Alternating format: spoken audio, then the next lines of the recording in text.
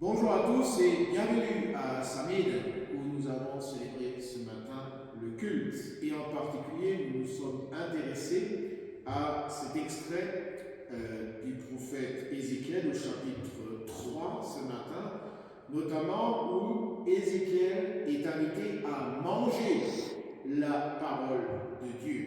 La parole de Dieu, elle est là dans cette Bible et maintenant je pourrais distribuer cette parole et vous donner à chacun un morceau.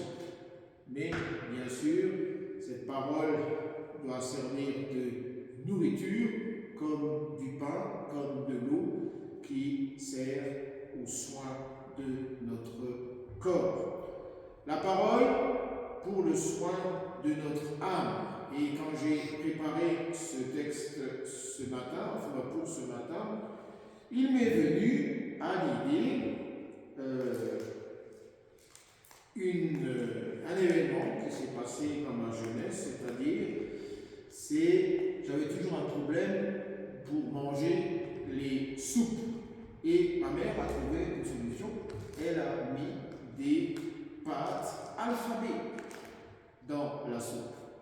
Ainsi, manger la soupe devenait beaucoup plus intéressant, c'est-à-dire on repêchait les lettres de notre nom et ensuite on faisait la sélection des lettres avec le A, avec le B et ainsi de suite jusqu'à la lettre Z.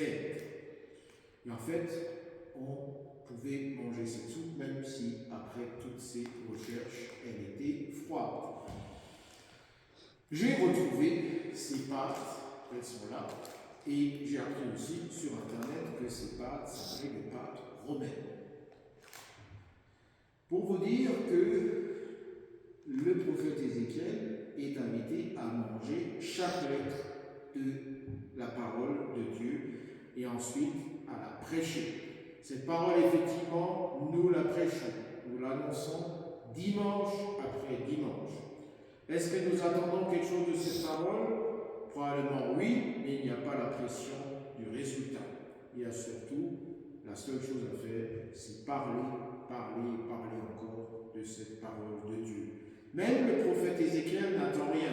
Il est amené à prêcher. Peut-être qu'il sera entendu, peut-être que non, mais il sait en tout cas qu'il a accompli sa mission, celle d'annoncer et de partager la parole de Dieu.